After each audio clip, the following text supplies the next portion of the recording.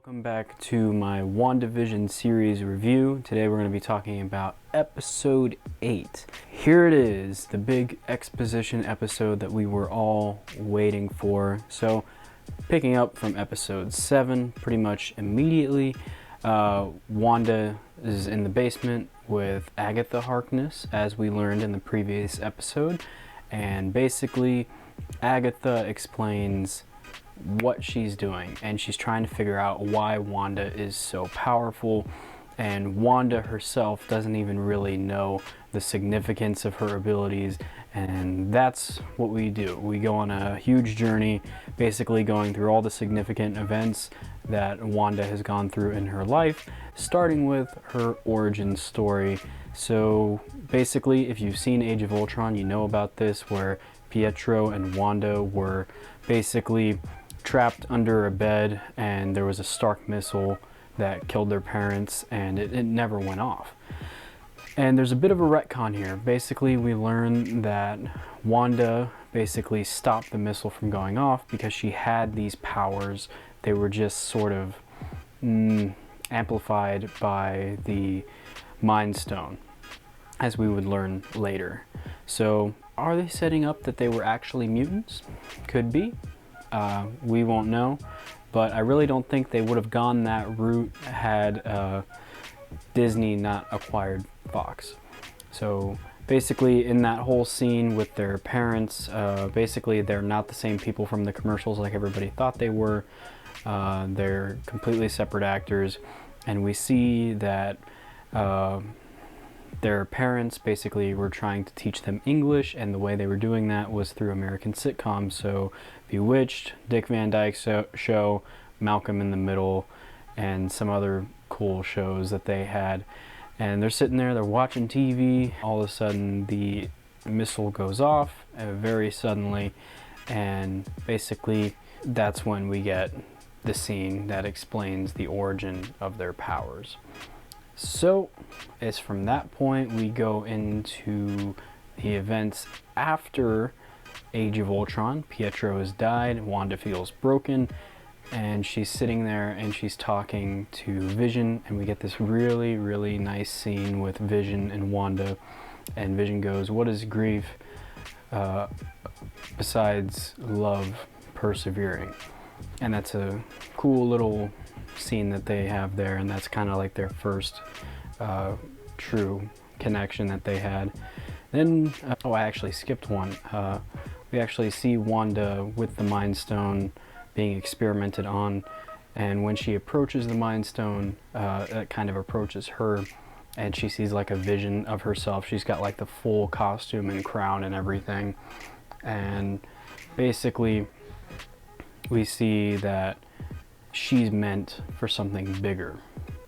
And she goes on through that, and Hydra can't figure out what's going on with her other than clearly she's a survivor. So she gets sent back to her cell, and she watches some sitcoms there because that's what she grew up watching. Cut to after the events of Endgame. She figures out that Sword has the Vision's body, and we find out that Hayward has actually kind of lied to Monica about what really happened, because Wanda never stole Vision's body. She basically went in there, looked at him, and there's this really sad moment where she approaches his corpse and she's like, "I can't feel you."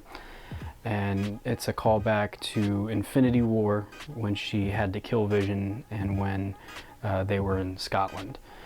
And basically, that's enough for her. Hayward says she's not letting her leave with $3 billion of vibranium, and basically she leaves.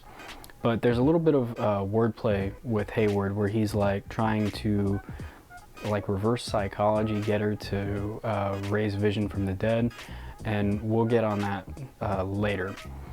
But basically Wanda goes to the spot that Vision had planned for them, and we see the origin of the heart on the calendar in episode 1 is actually a heart for the location of where they were going to have their house, which is in Westview.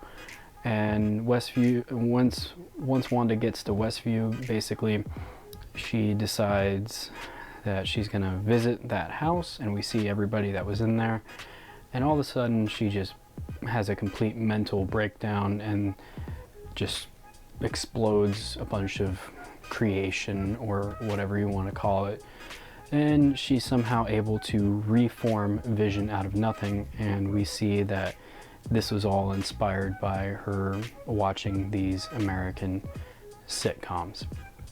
And that is when Agatha learns that who she is, and that she is a mythical figure in the realm of witches called the Scarlet Witch, and that she uses chaos magic.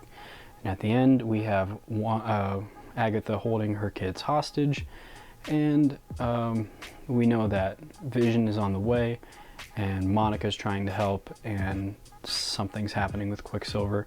So everything's probably going to collide in the next episode. We either have one or two more based on Disney Plus's tweets, but I think that's pretty much it, other than the fact I forgot to mention that Agatha is actually from the Salem witch trials, and her own coven, led by her mother, tried to basically kill her because Agatha tried using some type of dark magic or whatever. But it doesn't work, and Agatha basically kills all of the witches, and she goes off to do her own thing. So that's pretty much episode 8. Hopefully the final episode, whatever it is much longer and gives us everything that we want. So yeah, really great episode, really heartfelt, and really looking forward to the next one. See you guys in the next video.